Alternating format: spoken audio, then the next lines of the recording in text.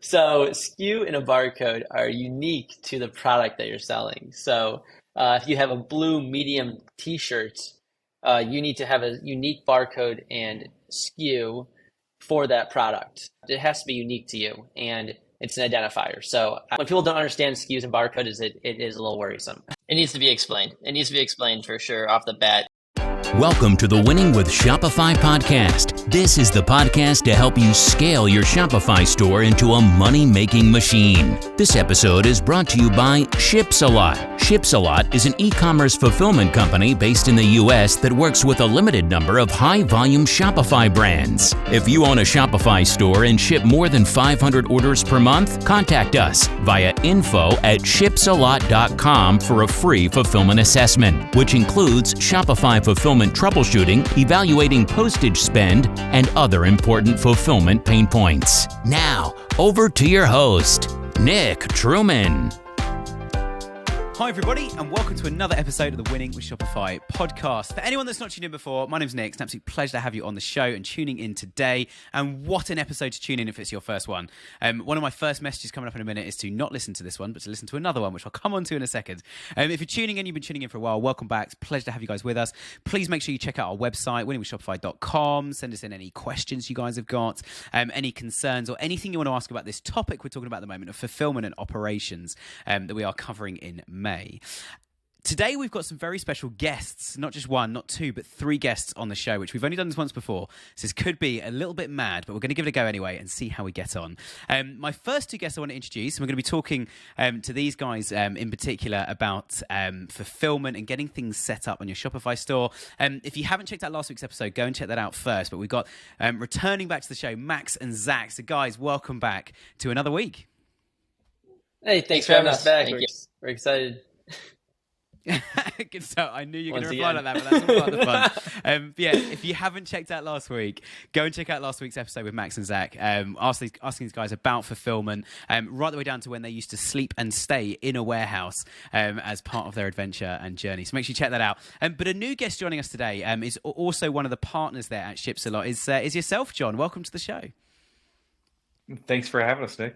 It's a pleasure to have you with us. And I would normally ask all my guests, but we know who Max and Zach are. And if you don't, obviously go and check out last week. But John, you're new to the show. So why don't you tell us a little bit about yourself and a bit about your background as well? Yeah, sure. So I'm also a partner here at Shipsalot. Max and Zach are probably going to do 80% of the talking here because we're going to talk mostly about Shopify. I spend most of my time on financial topics. And so this kind of intersection between the operations and financial aspects of operating a Shopify store, we thought it made sense to have me on the call as well. So great to be here. Yeah, absolutely. Well, it's a pleasure to have you with us. And obviously, when it comes to finance, we say a lot on the podcast because it's true. You can't run a successful store without making money. And that is one of the biggest areas people go wrong is they're like, this is all great fun, but we've got a massive debt now. We need to do something about that. So yeah, looking forward to bringing in some of the financial elements to this as well. But today we're going to be talking about setting up your store. And obviously when it comes to warehousing, fulfillment, delivery, and actually even communication with customers to keep them in the loop about what is going on. As we covered last week, there are some ways that things can go very wrong, some ways things can go very, very smoothly for you. And a lot of this just comes down to setting up the right systems in the first place. So any one of you guys, I'm going to kick off with the first question, which is quite a controversial one. And we're just going to talk about it from a fulfillment perspective here. We could go into many different areas, but from a fulfillment and warehousing point of view, would you guys recommend starting with Shopify or starting with Shopify Plus? Yeah, so we were actually looking at both this morning. So just in general, because we've used and I've set up stores, like I said in the last podcast, set up stores and there are just for fulfillment, it doesn't have a real huge effect on your store if you have Shopify or Shopify Plus. Obviously, there's a lot of benefits for Shopify Plus as you have dedicated services from Shopify and things like that. But as it pertains to fulfillment, it doesn't really add too much to the aspect that you guys get orders still, and they come into our system as a fulfillment center, and we ship them out. There are things you can do with Shopify Plus on the cart page and checkout page and things like that help, but it just Shopify between Shopify and Shopify Plus, it depends on how big you are as a company, and obviously the larger you are as a company, the more it makes sense to move to Shopify Plus. But to start off, you start on Shopify Basic and move your way up as your revenue increases. you'll cross those barriers and bridges to move into the next realm of Shopify. Nice. And I guess one of the biggest things as well with when you're looking at Plus or Shopify, so if anyone's not heard of those, if you're tuning in going, what is this Shopify malarkey you're talking about, and how does it all work? Shopify Plus comes with quite a large fee, but you obviously get way more features for that. So just as you were saying, Zach, it's a lot of people start on basic, and I think one of the most beautiful things about Shopify, and we're obviously all massive advocates sitting here on the Winning with Shopify podcast, but one of the biggest things with Shopify as well, as you say, is you can start on basic, which I haven't checked the pricing recently, but it's like $29 a month or something tiny to get a whole e-commerce platform. And then when you need something more enterprise, you talk to Shopify, they click a few buttons and you just get upgraded. The back-end system's the same. You don't have to change anything. You've now got a much better tech stack in the background to do stuff, which is cool. So when we're talking about starting out then, so you've just launched your first Shopify store, one of the biggest common mistakes people make, and we kind of touched on this lightly last week, and we're going to go into a bit more detail today, I think, is barcodes and SKUs. So I guess first of all, question for any of you guys, what is a SKU, what is a barcode for anyone who's starting out and wondering what on earth do these things mean? Yeah. Great question, Nick.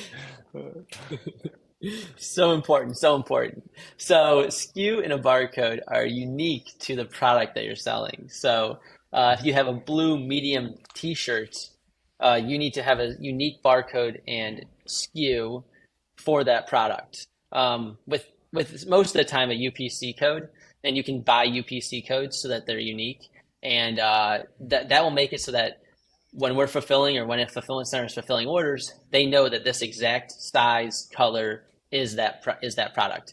One really treacherous thing that people will do is they'll reuse the SKU or the barcode on multiple products on Shopify, which is not good. You can't overlap the SKU or barcodes on these different products unless you want them to match up to the same thing in the warehouse. You can do it if you had multiple pages and you wanted them to be pulling from the same product. You put the same SKU on Shopify and we'll pull them all from the same product location in the warehouse, and we'll ship that product. But if you do that just on accident, thinking that they're going to be different, they need to have different SKUs. It screws up so much. It's the biggest thing. It's like for U.S. citizens having a social security number. It has to be unique to you, and it's an identifier. So I just, when people don't understand SKUs and barcodes, it is a little worrisome.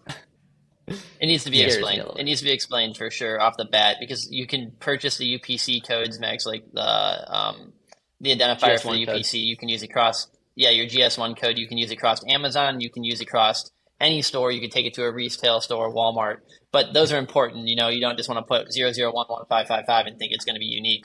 Someone else might have that, and then it just becomes a problem. Like, this is totally a pain point that you can solve right off the bat by purchasing GS1 codes and by making the SKU combinations unique.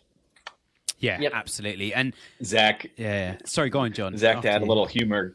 Yeah, Zach, can you tell that story about how you scanned? I'm thinking of the one time when you scanned the product and another manufactured in the same warehouse. Yeah, I've had the same manufacturing partner. So simple instances are the warehouses or the manufacturers don't really care too much. If you tell them you want XXYY as the barcode and the SKU, they'll put it on there. I've had it where we've had two clients who are not similar or at all associated with each other. I scan them and they both come up from the same manufacturer in China. That you just can't have that happen. Amazon won't let that happen, and you need to buy these 99-cent barcodes. Worth your while. It's not. You shouldn't overstep that. Skip that step.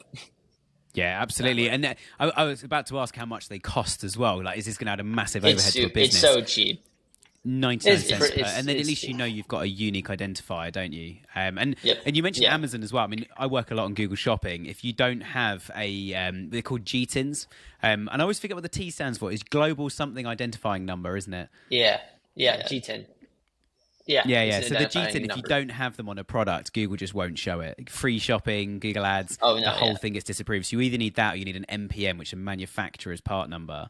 But SKUs, I mean, like you were just saying, Zach, SKUs are where it causes the problem, isn't it? Because there's no global database of SKUs. Most stores go, the first product, 001, and just keep building them from there.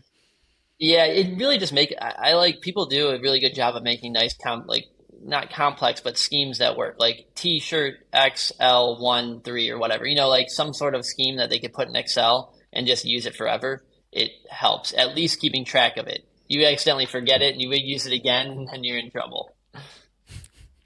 Yeah, And absolutely. Absolutely.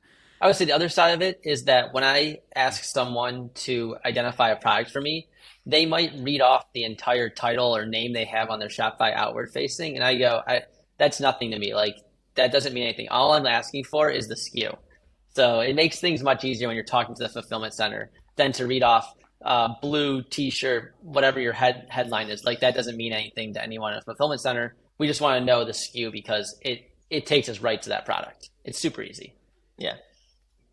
Nice. And Max, what about making sure your barcodes are actually in Shopify? Talk a little bit about that. Yeah, you can add your barcodes to Shopify too, which is great because they will be pushed into the fulfillment center, and then they can just scan them straight at the fulfillment center. If you don't have them in Shopify, then we would have to update them at the fulfillment center side, and it just makes things a little bit slower. If you want to make things really fast, have your SKU, have your barcode in Shopify, and one other thing would be having your weights. If you have all of those in there, that speeds things up a ton. Weight's big because of the calculated checkout. So if you have all those, anything for receiving just makes the receiving much easier. Nice, right. So many tangents we can go on here, so I'm going to be very selective as to which ones we go on. Let's go first about on the Shopify information, because I'm going to add another layer. We'll call it the onion. I'm going to add another layer to the shipping information on the onion. Again, Google Shopping, and it's the same with like Amazon shopping feeds, eBay shopping feeds. I don't know if you guys have these in the US, but obviously you guys have got Etsy, but there's things like Not on the High Street. There's all these like marketplace sites, and they will require a lot of this information to know how big a product is. So everything from shipping weights to the SKUs, the barcodes, etc., because they, especially as a marketplace, they need to know if you're advertising the same product as somebody else.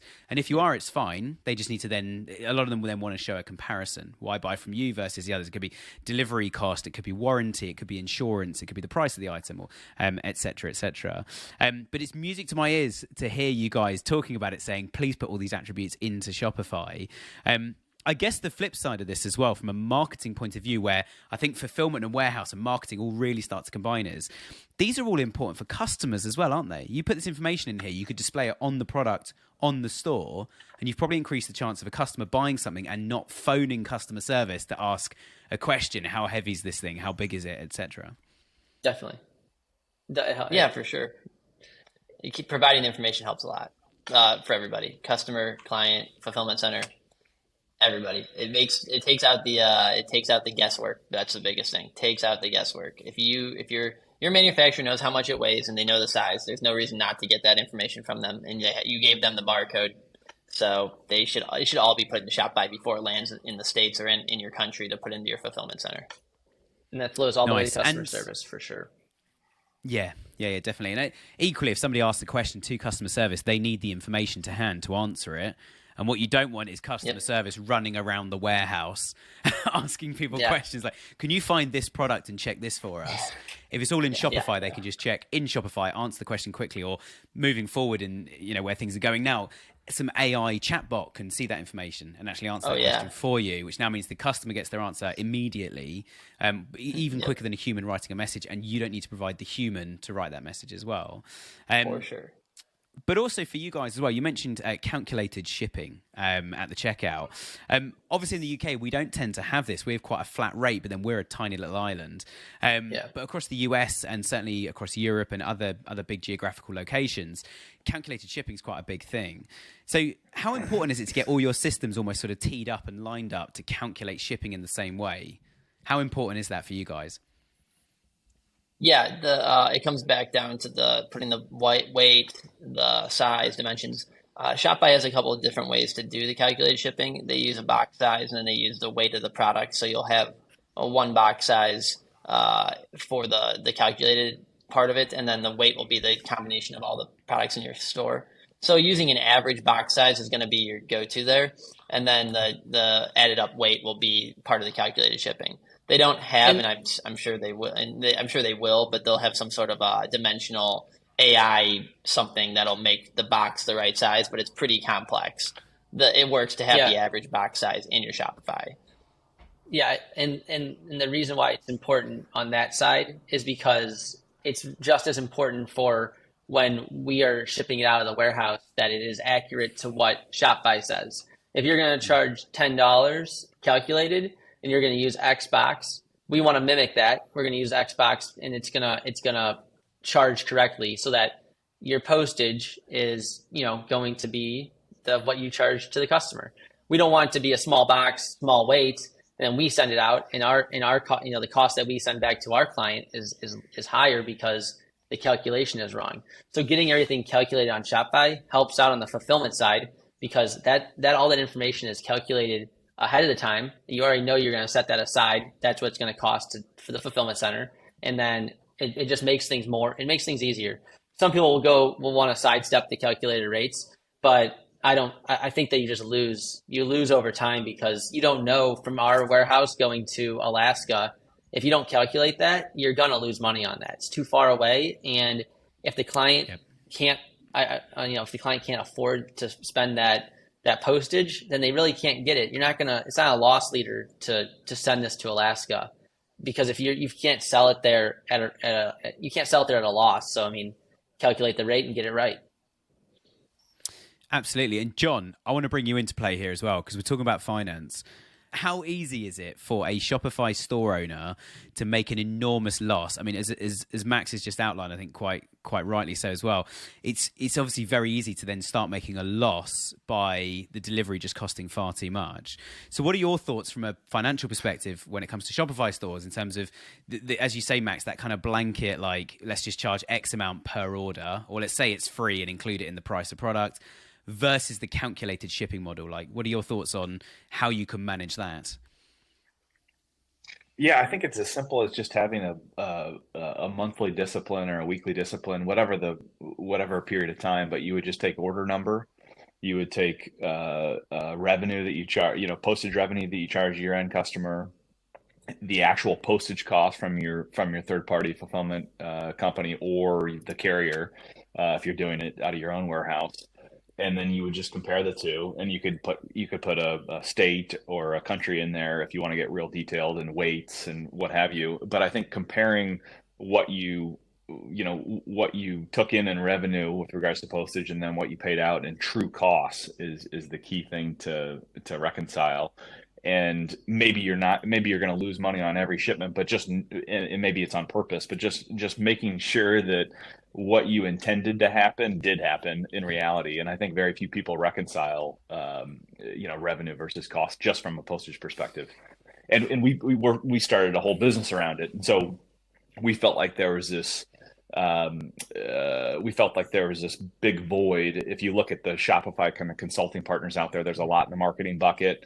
There's a lot in the financial bucket that'll do your outsourced, bookkeeping, that sort of thing. There's very few that kind of sit in this seat that ties the operational aspects and the financial aspects of. There's marketing, operational, and financial. We've created kind of just an hourly kind of consulting business that sits in the intersection of this financial and operational to address some of these issues with regards to barcodes and reconciling postage and that sort of thing. So it's a big topic that I think very few people do. For sure.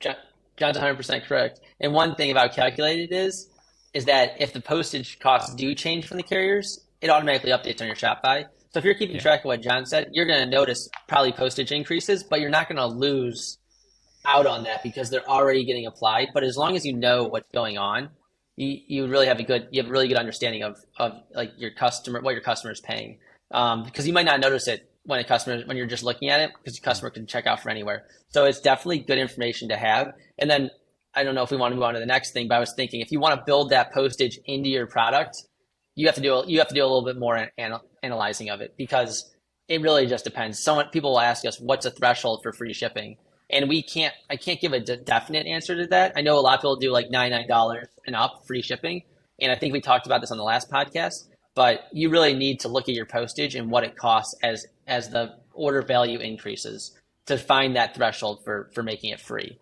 That's the biggest thing. You can't just throw in $49.99 is going to be over $49.99 is going to be free shipping and think that is going to be accurate. You got to actually probably do some work and pull the data and see where the breaks are, because you could ship something really heavy and it could cost just a little bit more than what you pay for like a lightweight thing. So it doesn't get too expensive, but just it's good to know. Yeah, and again, tangents all over the place. And let's go down a couple of these. I think they're really interesting. No, this is all really good. And I think, as you were just saying, John, I think making sure that you've swallowed that cost up and you know you're swallowing it and you know where it's going, I think is really important, whether it's calculated or not. Just to emphasize the point as well, Max, like the automatic updates of if shipping gets more expensive, it automatically updates. The beauty of that is it updates for everybody. So if someone's looking at buying from your website versus 5 others, chances are all of you are going to have a knock-on effect of that. Or one of them is just offering the free shipping above X amount. But as we were just saying, at some point they're going to run out of money and go bankrupt because shipping's going to get more expensive and they need to swallow that up. One exercise we've done quite a bit with clients, and this has been incredibly effective, and a few merchants have come on and said this, is what they do is they look at what's your average order value across the store at the moment, and they make shipping free above, so say average order value was $80, they start at like $95, so free shipping above $95, and put a couple of things on the site to say, you know, spend another $10 to get free delivery, to try and bump the average order value up, and leave that for a month or two, and then go, right, now we're going to add another $20 on it, so you've now got to spend a bit more to bump the value up.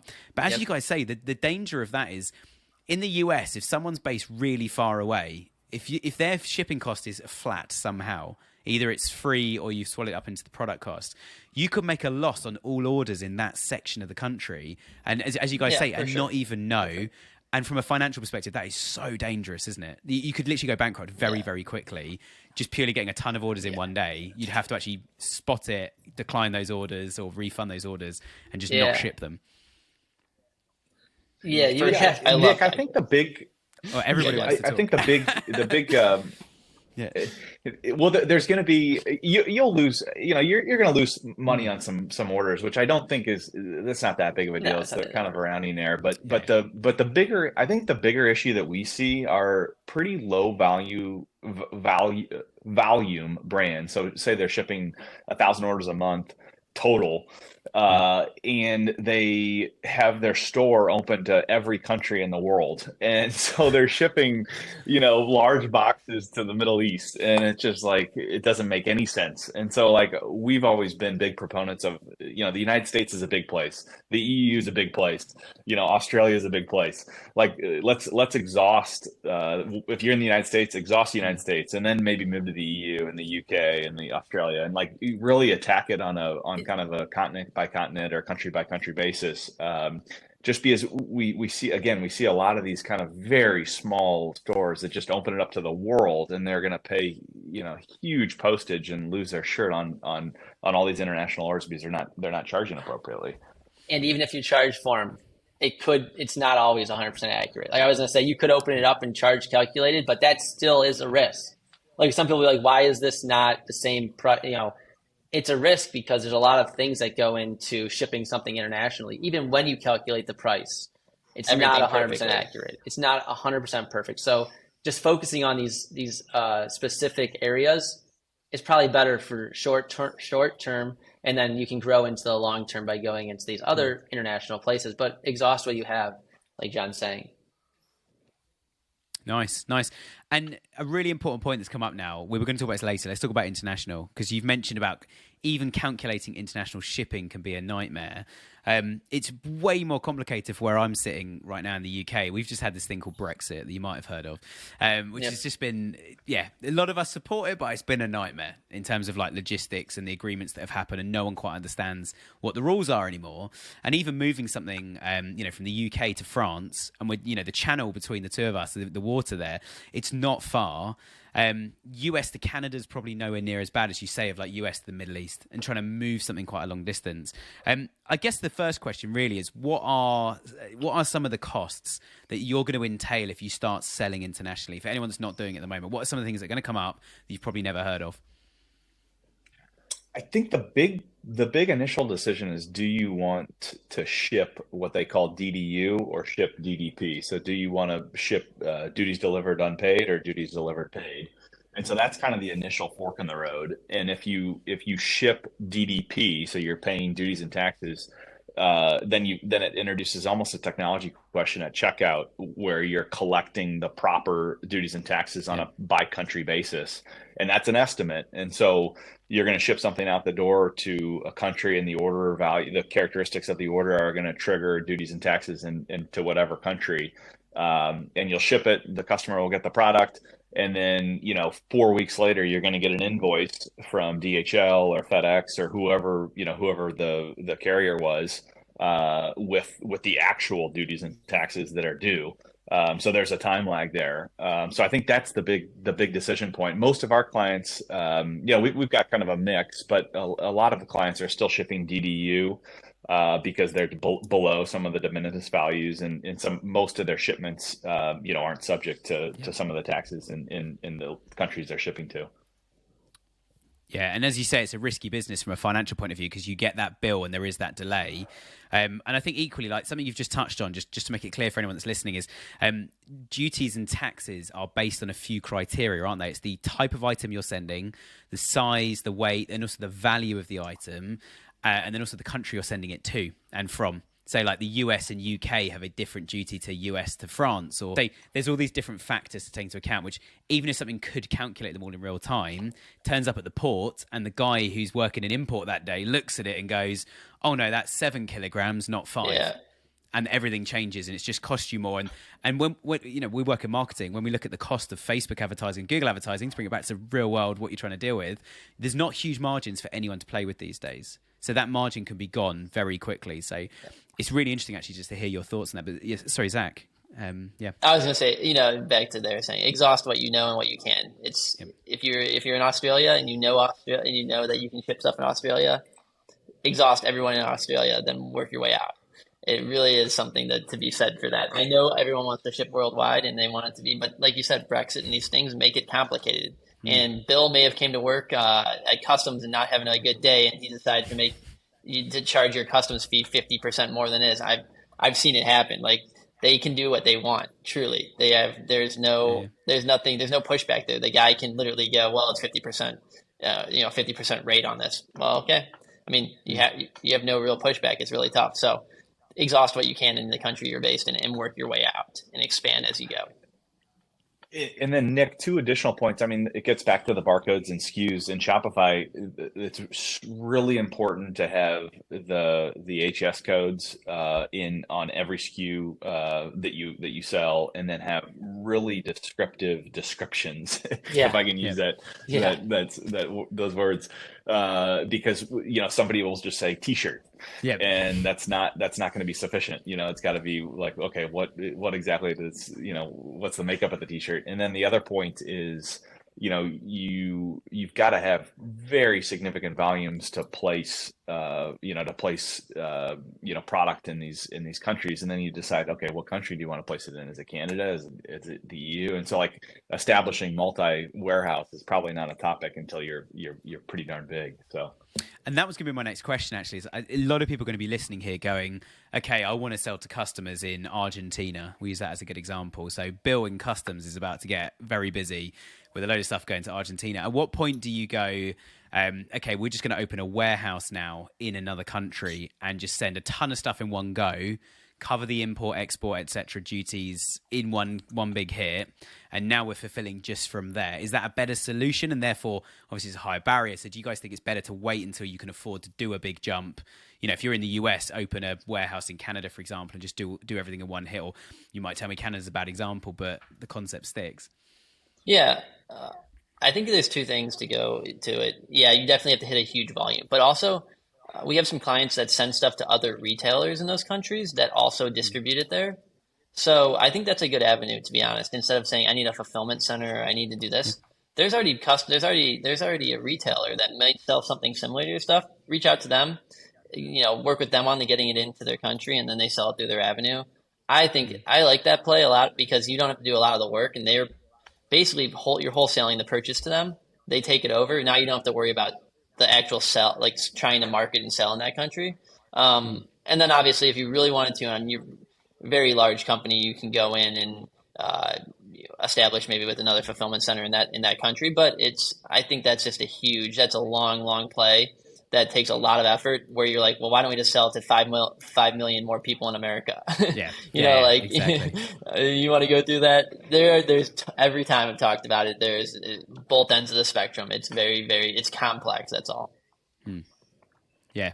I like it. And I think the other thing you mentioned about retailers as well, and I personally have reached out to companies in other countries saying, can I sell your product in the UK? I currently have no Shopify stores to my name. I've always backed out of it and gone, no, I'm good at marketing, stick to marketing. But the point being is you get access to their customer base as well, don't you? Not you don't personally get to email them, but if somebody now is going to be your retailer in that country, you can say, if anyone orders from our store, say it was in Argentina, if anyone orders from our store in Argentina, you fulfill the order for us, and we'll get some technology to make that happen. But also you can sell our products now to your audiences, which now means you've got another outlet, which means they might say, well, can you send us 100,000 units? We think we're going to sell that many in the next 6 months. You're now selling more products in 2 countries without having to do any international fulfillment to move products to that country, apart from just in big shipping containers, which I love that idea, Zach. I think it kind of ticks all the boxes, gets you into a bigger play. As you say, I think it's a smarter play, gets you into a bigger place in terms of order reach, and you then get to hit other retailers. And certainly a lot of brands we work with do that in lots of other countries until they're big enough to then go, right, we're going to put our own fulfillment center now in. Classic one in the UK is a lot of companies here, they use Germany as the hub to get into kind of mainland Europe, because there's no borders between countries, there's no tax. So you move everything into Germany, and from Germany we distribute because it's so central. And as you say, in terms of like getting something from Alaska down to New York, for example, or down to Texas can be an absolute nightmare. Whereas, Germany's quite central. So everywhere you want to move from there works quite nicely. Yep. Cool. Well, let's talk about something which is an interesting word. I asked you guys what this means just before we hit record. What, from a fulfillment point of view, is inbounding, and why should our listeners care about inbounding? Yeah, I'll take this one. The inbound and inbound receiving is when you ship your product to our warehouse for us to put it away, to pick orders, to ship them back out. There's just a few things there that need to be done up front, and it all stems from the SKU being on your Shopify and the barcode being correct. So when we take an inbound shipment, we're going to scan the product and we're going to match it up to what you told us is on your Shopify, and we're going to put that away into the warehouse. If you don't have that information, or if that information is messed up, when they go to receive the product, they're going to scan it, and if it takes them to the wrong product, they're going to put it away under that product. I mean, we personally will try to make sure we don't do that, like as a business, but it could happen. If you send it to any warehouse, it could happen. So our inbound SOPs require you to have the barcode in the SKU on your Shopify so that we can identify it against your Shopify. That makes the inbound process just so streamlined. And if you back in the day when I did inbounding, when I inbounded all the inventory with the team, it just made it so much easier. If it does come in incorrectly barcoded or no barcode in the system, we then have to scan, look up the SKU, hopefully the SKU is on the product, manually type the SKU in, and then update the barcode, save it, and it's in the system now, and now we can scan it and put away. So you just add a layer of work to that whole process.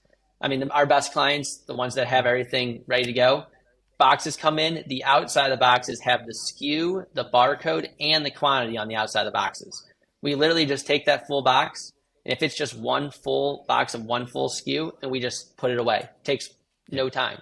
But if those boxes come in, wrong barcodes on the outside, they don't match up, we got to sort the box out, find out why it's messed up, associate it with your Shopify product, update the barcode, make sure everything's right. Like, there's so many problems that can happen in that little time span that could cause for a bunch of costs that would just add up, when really it's not like something that should be a problem at all, but it does tend to happen. Like, people will send stuff in and they'll have accidentally the wrong barcode or the wrong SKU on it. Like, hey, this was supposed to be large and this is supposed to be small. And then those things will happen. We'll fix them. But I'm just saying the easiest, most efficient process is getting that correct and making sure your manufacturer knows. Yeah, absolutely. And where this fits in, I think, really in terms of time and money, is not just paying you guys to fix these problems. I think the other side then is what happens when the customer gets the wrong product. That's the Yeah. biggest problem here, is because customers talk. They then say to people like, oh, I've ordered, and I had it with a retailer. I ordered 3 times from Yeah. the same retailer and I got 3 different products arriving. I ordered one and went, oh, somebody else wants one now. I'll order another one. And then somebody else wanted one, so I ordered a third one. I got 3 different products arriving and I was like, what is this? I literally went back in my, logged into their store and just clicked reorder this item, and I've got 3 different items. Like, this doesn't make any sense. It doesn't make any sense, but I will say, so we do our best. We're gonna make sure that stuff's correct. Yep. And it's inbounded. But I will say it happens at every level. Like, it'll happen at a small store, but if you go to like Lululemon and I've had this happen where I ordered something and I got the wrong product. Think about it. That's like $1 billion brand and they still can mess it up. I'm not saying that it's 100% avoidable and it can happen at any level. I'm just saying, this is the right process that if you get it right, it will help you avoid it. It does happen at all levels. So I guess you want crazy. it correct at manufacturer point, don't you? Yes. So when they're making the product, they put all this information in, which actually I think is an interesting point of, would you guys recommend that people talk to manufacturers, suppliers, and say, look, when you send stuff to us, we're going to send you a spreadsheet of all the things we want printed on those products, the barcodes to use, the SKUs, the product descriptions if we're going to send internationally. So when it arrives to you guys, it's like, we're actually just checking now rather than doing. And I totally believe that. And if you have to ask the manufacturer to do that. I think the manufacturer probably, and I'm not a manufacturer, so I'm just stating this, my opinion, but I'm assuming the manufacturer is going to go easiest route possible. So they'll just mix everything if you don't tell them. They'll just mix it all and put it in boxes easiest. Yeah. But if you tell them you want them to be skewed on the SKU and the barcode on the outside, and those boxes maybe sorted down to 1 or 2 SKUs at most, they probably will do it. They want your business, and if you're ordering a bunch from them, you should definitely talk to them about how it's going to show up to the warehouse to get that stuff inventoried correctly and the receiving done correctly. So yes, please, I would talk to your manufacturer. At least ask them. Like, if you don't ask them, they probably won't do it. I'm like, just have you talked to your manufacturer? If you haven't, go ahead and ask them. Yeah, absolutely. And I imagine it's probably the other way around for some people. Like, the manufacturer is probably saying to the client, to the merchant, like, you guys need all of this, give us all this. And they're like, oh, don't worry about it, we'll sort that out. And it's like, and then someone like you's having to deal with all these problems. But I guess this leads nicely on to my next question. And next thing to talk about is, so all the products have come in, you guys have scanned them, you fixed a few issues if required, etc. They're now in the warehouse. How different is inventory management? And we've had inventory management people talking about this on the podcast previously, but so if you don't know what it is, go and check out previous episodes on that. But in terms of managing that inventory and knowing what's in stock, and from John, from a financial point of view, you need to know how much your stock's worth at all times, especially end of year. When you're doing accounts, you need to announce we've got this much stock we're sitting on that's paid for, bought in, but unsold right now. How much does the things need to change then when it comes to inventory management between looking after your own stock and having your own warehouse versus using someone like you guys to do that for you? Yeah. Question for anyone. Yeah. I mean, I can answer it, but I mean, I know Zach and John haven't talked lately, but I can answer it. Good, Max. That stuff is very important, and John can be on the financial side of it, of knowing, the costs associated to it. But if you have it outsourced to a warehouse, you can just ask them to pull the reports and make sure that the inventory has been counted, and you want to know those numbers. These warehouses should have the data for it, and you can just get that readily. And if it doesn't match up with the data that you think that you sold, then you can go back and ask them maybe to count a SKU or something here and there. But you should be able to pull the data and have all of that data. I don't think that's out of the question. You should definitely be knowing that it should match up with your sales on Shopify. There is going to be a percentage of error. There's a percentage that happens on inventory error. I'm talking about from the manufacturer to the warehouse. There is an error there, so you have to keep that in mind. But that should all match up and be able to be readily available to you. And Nick, another point that might be worth, I guess if the three of us were operating a brand and we were in a third party warehouse, I think we would go, once or twice a year and do a physical count. And maybe we do a meeting with the 3PL as well, or they do the physical count, but a physical inventory count, once or twice a year, just to have like peace of mind that everything's clean and you're kind of starting from a good starting point every year. I think it's probably a best practice that I think probably very few brands do until you get pretty sizable. I want to add one more thing to what John's Mm. saying. It is actually the e-commerce store owners looking at that inventory that hasn't moved and trying to move it somehow. Just if you Yeah. have stale inventory for like 60, 90 days, you just try to move that inventory. It just costs you money. And at some point, it's losing you money. It's like it just loses you money. It's just sitting there. So maybe Yeah. sell it at a discount or just say you want it all back or you want it donated or something.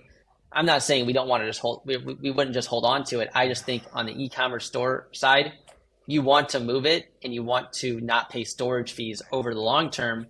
You just need to move that stuff somewhere. And selling is the best selling is the best option, but sometimes it's a product that doesn't sell. So you got to do something with it. You can't let it sit around for 5 years. So There's a deep psychological yeah, barrier to get over. This loss of worthless inventory. So you got to clean out the closet.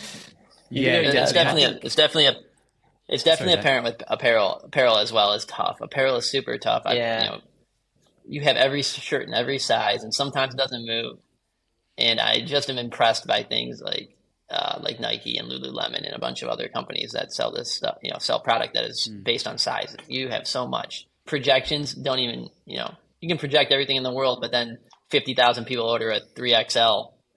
You didn't project that, that's super tough. So just, it's not easy. Everyone wants to make it sound so simple. It's very complex.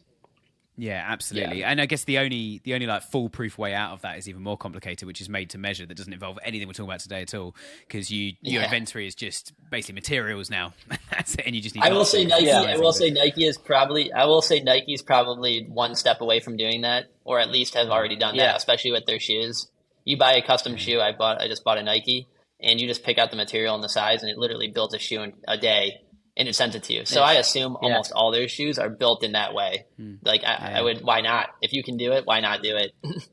Yeah, absolutely, Holding- absolutely. And I love your point as well, John, about just getting over that emotional barrier. I've been there.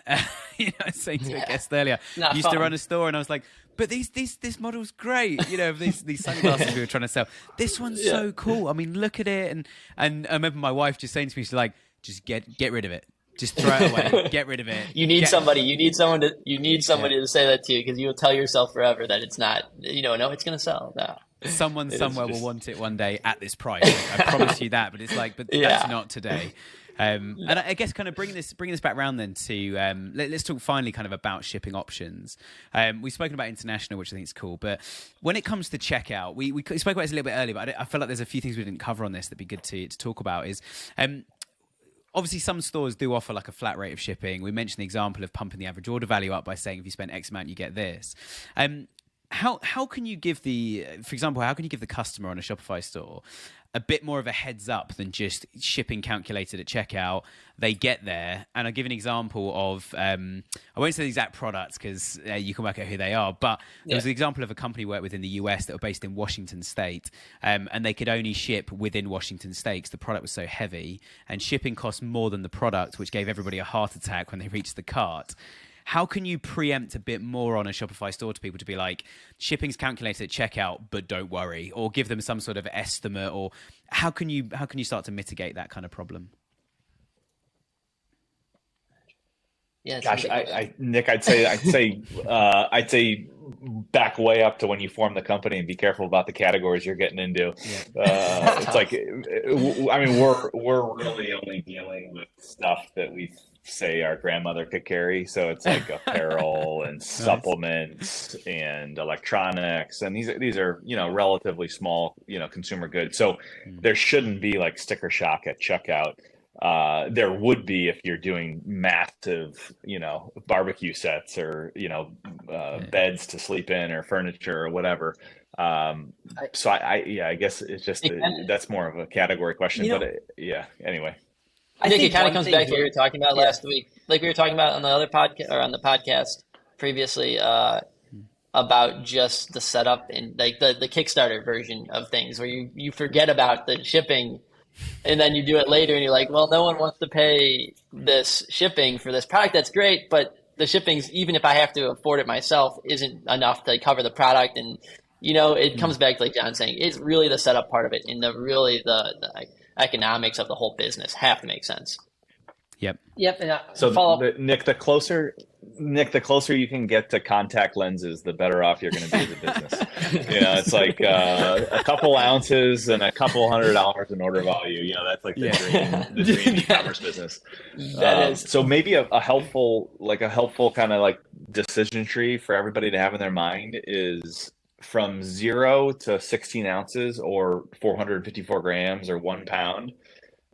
That is going to be pretty cheap, from a postage perspective. Let's just call it like less than $6.50 or $7 roughly, $3 to $7, and then in USD. And then once you get above that 454 grams or 1 pound or 16 ounces, that the cost of shipping goes up pretty significantly.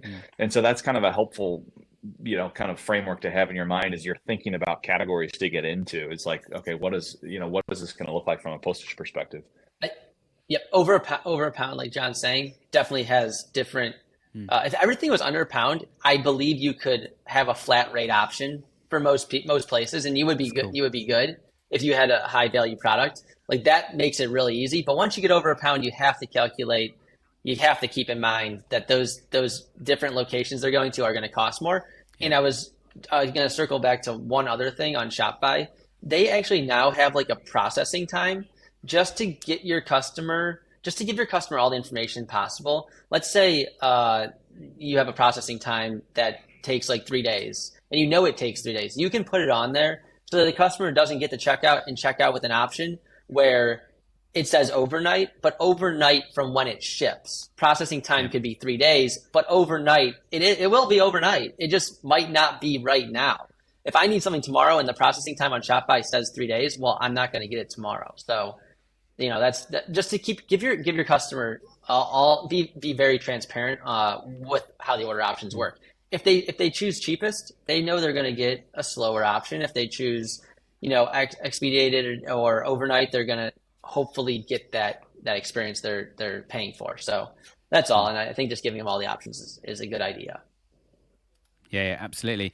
And one thing I saw in a store recently that I thought was really smart actually is there was a little overlay that if it thought you'd been on that store before, there was a little overlay saying log back into your account.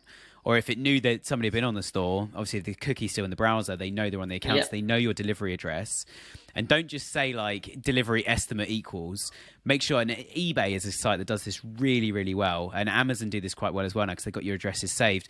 They actually put your like you guys zip code, us it's postcode, but they put your code in, say like to get it to 1, 2, 3, 4, 5 sort of thing. Which I think it's New York. I've always used that as the example. But yeah, to get it to zip code 1, 2, 3, 4, 5, you're looking at 4 days and about $15. And at least then before they've even shopped anything, they've not added anything to their cart. It's like expectations have now been managed. And then when it comes to marketing, you can see which customers, it's so much analytical data these days, you see which customers are fine with that, which ones aren't, and target the ones that are fine with that. As you say, you don't want the ones that are just going to be going for the cheapest option if your product's actually quite expensive and complicated to ship. And I guess another thing we've not mentioned at all that we don't need to talk about today is what happens when you need refrigerated shipping, frozen shipping, when you're moving live animals around, fish or something. Trying to move them is a whole nother level of problems, isn't it? Because it's not just warehousing now. You actually need to keep the thing alive. You do. I think that there's totally different. And there's specific warehouses that can do that. And there's specific processes, obviously. If anyone wants to see a kind of a cool website for cold shipping for anyone, there's this website called goldbelly.com, and you can they ship food all over the world, really, and they ship them next day frozen with dry ice. So if you want a cake from New York to Memphis, they'll ship it overnight frozen. You're going to pay for you're paying for it, but you will get a cake from New York frozen and at your doorstep. And they do a good job about telling the businesses how to do that. So there are options out there. Nice. And look, time's ticking, but there's one final thing I want to come on to. And I asked you guys before we hit record and thought, that's an interesting topic. Digital kitting. Like, who wants to tell us what digital kitting is and how it works and why it's important for fulfillment? I do a lot of digital kitting for our clients. And it's basically a master SKU inside of Shopify and then sub SKU. So if this master SKU is XXY, it'll come through into our software. And then in that, we'll have products, other master SKUs that are under it. So sub SKUs really, but they could still be master SKUs in your store. So you get XXY includes X1, X2, and X3. The customer gets X1, X2, X3. So let's say there's a bundle on your store that's a t-shirt, a pencil, and some glasses. You'll just have the one SKU for it. And then when it gets into our system, it'll tell our pickers to do X1, X2, and X3, and they get the right product. That's the most basic way to do it, and that's the most basic way that it works. I know Shopify has some apps that kind of make this possible, but the only ones that I really recommend that you use if you're going to use an app that does the bundling is one that puts all of the actual SKUs in your Shopify that exist in your Shopify into the person's cart on checkout. If they don't do that and there's some other script they're running, it doesn't always flow through to the fulfillment center. And I've experienced it many times. But if you get it into the cart, if you get those SKUs to populate in the cart, then it's simple. It works. But also, working with us, we can make it so that your one SKU comes through and multiple SKUs come in as well. But really, digital kitting is just taking away the actual physical kitting before someone orders a product. Nice. And Max, when we were talking about this before we hit record as well, you mentioned bundling, which I think is the best kind of real world example of what you're just describing there, Zach, is you mentioned like the kind of, the pencil case, all the items in the pencil case, the bundle. And it sends them all out. And I think from a marketing point of view, bundles are so valuable to people like myself. We're doing a big push with one of our clients. If you're listening, you know who you are. Hello. But they're doing a lot of outdoor furniture stuff. And we literally are, if it's sunny in the UK, we pump the budgets up. If it's not sunny in the UK, we plummet the budgets. But those guys, we're trying to order more bundles being ordered where it's like you order a big seating set with a nice table that has a fire in the middle, a parasol to go over the top. We're already at 3, maybe 4 products if you add a base to the parasol. But actually having that in one SKU, or as you say, Zach, I love that you're giving that example because that's exactly what we're trying to put in place for those guys. Is if you add a bundle to cart, it actually just adds 5 products and automatically puts a promo code through to give you your 10% off if you buy a bundle, because then it means the warehouse get 4 SKUs. So they know to send 4 products to one customer from one order. The customer's getting their 10% off. Everybody wins, but there's no complicated process, which might be our final question. I guess the final thing to ask on kitting, and I have to be honest, I had to try really hard not to say digital knitting, because that's what it first looked like in the notes. But digital kitting, how does it work then with inventory management? So one SKU's been sold through Shopify. How does it manage to go full circle back to you guys to go, through you guys back to Shopify to go, we've now got that one SKU there has gone down by 1, which means these 5 SKUs have all gone down by 1 each. It works perfectly in a way that the let's say your bundle has 50 and let's say your product 1 has 50. It's in product 2 has 50 and product 3 has 50. It'll say 50. Now, if you sell one of those other products on your store and it goes down below 50, that bundle goes below 50. So now 40 is your lowest SKU. It says 40 as your bundle, and vice versa. Your bundle goes down, your SKU goes down. Everything should be. If you're bundling kitting correctly, even if you did it through Shopify where it puts the stuff in the cart, it still is reducing it. Ours does it. And the same thing with if you were doing it, like I said, if you're putting in your cart. But with the way the system works for us is that it doesn't matter if it sells single, it doesn't matter if it sells as a bundle, all those inventory numbers go down and they make sure that you're not overselling. That's the best way to do it. Nice. And I think so important, especially, and I hadn't actually thought about it the second way around you described as well, which is what happens if you've bundled something and one of them goes out of stock. The warehouse needs to tell Shopify the single item's not available and the bundle's not available at the same time. Exactly. And then they both disappear or they say out of stock, or which I guess one thing we won't get into today just because we haven't got any more time on today's episode, unfortunately. But we won't get into this today, but maybe something we talk about in the future as well, is around how to keep stock levels correct and how do you guys notify a Shopify store when something's out of stock but it's coming back, so someone knows to join the waiting list, or knows it's going to be, a Shopify store says it's going to be 2 weeks before it's back in stock, making sure all of that sort of stuff works. We haven't got time to cover that today, unfortunately. No, that's a show that's a whole show for yourself. You got to sell it. It is. Yeah, that's a whole show. we can answer those, but we get that one. Yeah. We'll definitely get you guys back at some point. But yeah, first of all, Max, thank you so much for joining the show today. It's been great to have you. Thank you for having me. Lovely stuff. Zach, great to have you back as well. Thanks for joining us. Thank you. And last but not least, John, first time on the podcast, and thank you so much for joining us today as well. Thanks for having us, Nick. It was great. Lovely stuff. And finally, just before we run away, I'm going to go to Zach, completely random. Zach, how can people get in touch with you if they want to reach out? Best way is just Zach@shipsalot.com. I live and die by my email, so if you really need to get to me, that's where you can find me. Lovely stuff. There you go. Everybody listening at home, you can test that and send Zach an email. It's ZACH at Ships a Lot. Lovely stuff. Well, thanks a lot, chaps. And for everybody listening at home, great to have you all tuning in again today. We're going to be continuing this theme for the whole of May, so make sure you tune in and check out other episodes we're going to be posting over the next few weeks. We're talking about fulfillment, operations, and a whole range of other things around those topics as well. So thanks for tuning in. Hit the subscribe button, and we hope to have you back again next week.